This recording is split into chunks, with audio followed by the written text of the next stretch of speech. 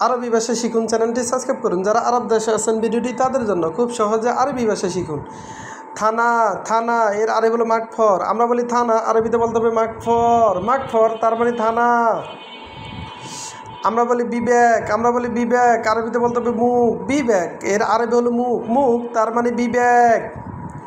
আমরা বলি লওয়া, আরবিতে বলতে হবে খুদ। আমরা বলি লওয়া, আরবিতে বলতে হবে খুদ। খুদ এর অর্থ লওয়া বা লও। মশলা এর অর্থ বাহারাত। মশলা এর আরবি হলো বাহারাত। আমরা বলি মশলা, আরবিতে বলতে হবে বাহারাত। বাহারাত এর অর্থ মশলা। বাহারাত তার মানে মশলা। সামাক এর অর্থ মাছ। সামাক এর অর্থ মাছ। আমরা বলি মাছ, আরবিতে বলতে হবে সামাক। আমরা বলি মাছ, আরবিতে বলতে হবে সামাক। মাজারি এর অর্থ অসাদ। মাজারি এর অর্থ অসাদ। অসাদ তার মানে মাজারি। মাজারি এর আরবি হলো অসাদ। বয়স, বয়স এর আরবি উমর। বয়স এর আরবি উমর। উমর এর অর্থ বয়স। উমর তার মানে বয়স। খবিস এর অর্থ জঘন্য। খবিস এর অর্থ জঘন্য। আমরা বলি জঘন্য, আরবিতে বলতে হবে খবিস। খবিস তার মানে জঘন্য।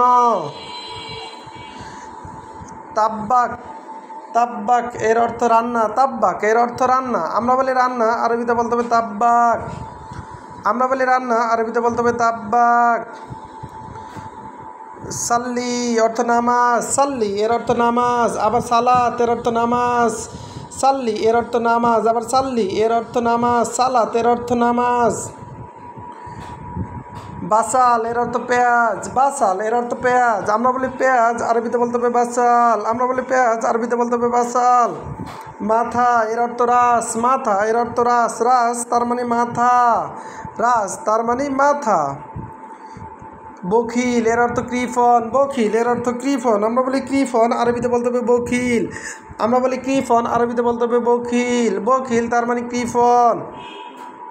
কাসুল এর অর্থ অলস। কাসুল এর অর্থ অলস। আমরা বলি অলস, আরবিতে বলতে হবে কাসুল।